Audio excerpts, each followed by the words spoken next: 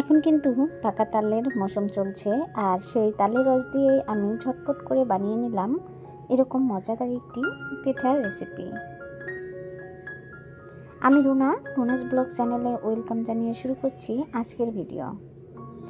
প্রথমে চুলায় একটি প্যান বসিয়ে এর মধ্যে আমি তালের রস দিয়ে নিয়েছি, আর রসটা আপনারা দেখে অবাক হয়ে যাবেন যে এরকম কেন।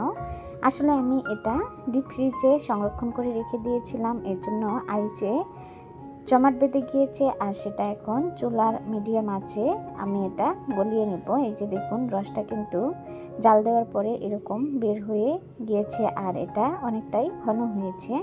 আর আমি এর মধ্যে অল্প পরিমাণে লিকুইড দুধ দিয়ে নেব। এখন এর মধ্যে দিয়ে দিব 1.5 কাপ শুকনা চালের গুঁড়া। আপনারা চাইলে কিন্তু এখানে চালের গুঁড়ার পরিবর্তে ময়দা দিয়ে এই ডোটা করে নিতে পারেন।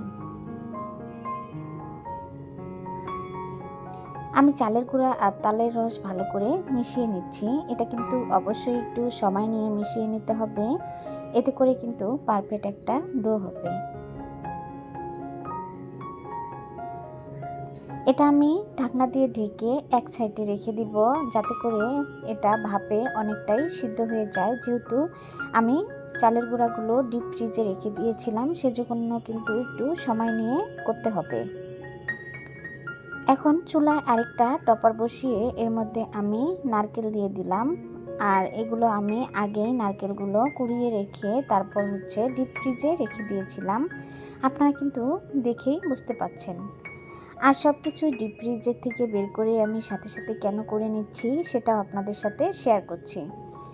আসলে হঠাৎ করে ইউটিউবে যখন ঢুকলাম তখন দেখি সবাই এই সময় তালের রস দিয়ে পিঠা বানিয়ে খাচ্ছে, আর আমারও দেখে খেতে মন চাইলো, আর সাথে সাথে আমি ডিপ ফ্রিজ থেকে সবগুলোই বের করে সাথে সাথেই বানিয়ে নিলাম।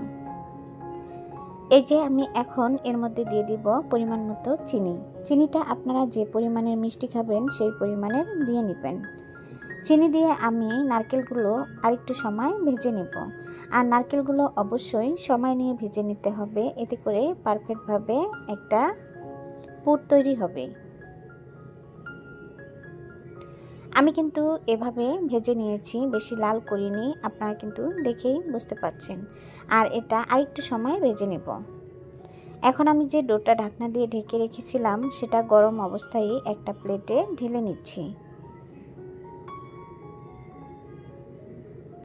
তালের রস দিয়ে কিন্তু অনেক রকম পিঠা বানানো যায়, আর তালের রসের পিঠাটা খেতে কিন্তু অনেকটাই ভালো লাগে, সুন্দর একটা ফ্লেভার আসে, এর জন্যই কিন্তু খেতে বেশি ভালো লাগে। এটা গরম অবস্থায় কিন্তু হাত দিয়ে ভালো করে মতে নিতে হবে, এতে করে সফট একটা ডো হবে। এই যে দেখুন, আমার ডোটা কিন্তু রেডি। কতটা সফট হয়েছে আশা করি দেখেই বুঝতে পারছেন। হাতে আমি অল্প একটু ডো নিয়ে তারপর আমরা যে রুটি বেলি সেভাবে কিন্তু বেলে নিব।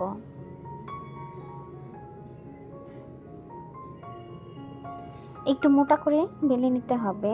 আর আমি কিভাবে বেলে নিচ্ছি আর আমি পিঠাটা কিভাবে বানিয়ে নিব সেটা আশা করি আপনারা দেখেই বুঝতে পারবেন। আমি একটা বয়মের মুখা নিয়েছি, আপনারা চাইলে কিন্তু কুকি কাটার দিয়েও একটা শেপ দিয়ে নিতে পারেন, অথবা স্টিলের গ্লাস যদি হাতের কাছে থাকে সেটা দিয়েও কিন্তু করে নিতে পারেন। আর আমার কাছে এটা দিয়ে সুবিধা মনে হচ্ছে, আমি এটা দিয়ে করে নিচ্ছি। আর আমার হাতের কাছে কিন্তু কুকি কাটারও আছে, সেটা দিয়ে ছোট ছোট হবে, সেজন্য আমি সেটা দিয়ে করিনি। একইভাবে আমি কয়েকটি কেটে নিচ্ছি।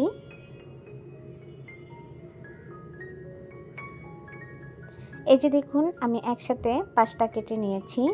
আর আমি যে নারকেলের একটা পুর বানিয়ে নিয়েছি সেটা দেখুন এরকম হয়েছে।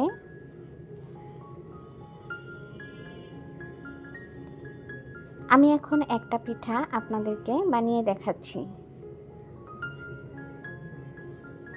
আমার ভিডিওটি এ পর্যন্ত দেখেও যারা লাইক দিতে ভুলে গিয়েছেন প্লিজ একটা লাইক দিয়ে দিবেন, আর কমেন্টের মাধ্যমে জানিয়ে দিবেন আমার এই সহজ পিঠা রেসিপিটি আপনাদের কাছে কেমন লেগেছে। আপনাদের সুন্দর সুন্দর কমেন্ট পেলে ভিডিও করার উৎসাহ আরও বেড়ে যায়, আর আপনাদের কমেন্ট আর লাইক আমার ভিডিওটি অন্য সকলের কাছে পৌঁছাতে কিন্তু অনেকটাই সাহায্য করে।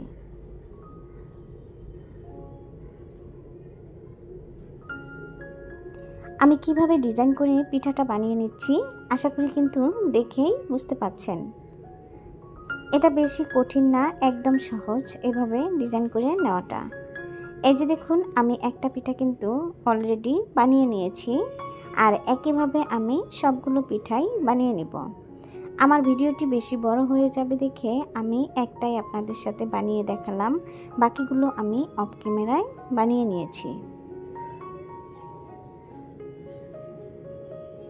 মাশাআল্লাহ, দেখতে কিন্তু অনেক সুন্দর হয়েছে আর খেতেও কিন্তু অনেক টেস্ট হয়েছিল। চুলায় একটা প্যান বসিয়ে পরিমাণ মতো তেল দিয়ে মিডিয়াম আঁচে গরম করে নিয়েছি।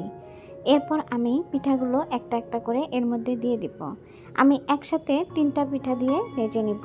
আপনারা যদি টপারটা একটু বড় দেখে দেন তাহলে কিন্তু বেশি করে দিয়ে ভেজে নিতে পারবেন।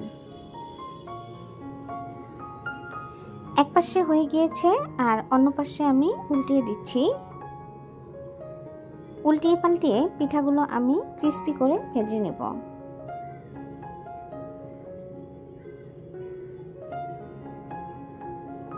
অনেকেই তালের রস দিয়ে তালের ভাপা পিঠা, তালের পুলি পিঠা, তালের বড়া অথবা এই রকম তালের সুন্দর সুন্দর পিঠা বানিয়ে খান।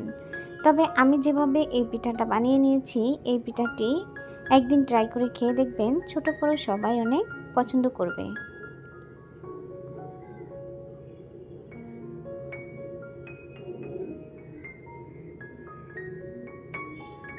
তেল ঝরিয়ে পিঠাগুলো আমি এখন তুলে নেব।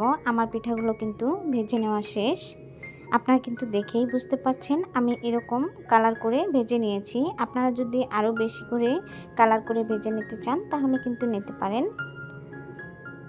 আমি এক ব্যাচে ভেজে আপনাদের সাথে শেয়ার করেছি, আরেক ব্যাচ কিন্তু আমি অফ ক্যামেরায় ভেজে নিয়েছি, সেটাও আপনাদের সাথে শেয়ার করিনি। আমার এই সহজ পিঠা রেসিপিটি যদি আপনাদের কাছে ভালো লাগে, চাইলে কিন্তু ভালোবেসে আমার চ্যানেলটি সাবস্ক্রাইব করে দিয়ে পাশে থাকা বেল আইকনটি অন করে রেখে দিতে পারেন। আমি যে কোনো সময় ভিডিও আপলোড করার সাথে সাথে আপনাদের কাছে নোটিফিকেশন চলে যাবে আর সময় সুযোগ বুঝে দেখে নিতে পারবেন। আর যারা অলরেডি সাবস্ক্রাইব করে দিয়েছেন তাদেরকে অসংখ্য ধন্যবাদ। আজ এ পর্যন্ত সবাই ভালো থাকবেন, সুস্থ থাকবেন। আল্লাহ হাফেজ।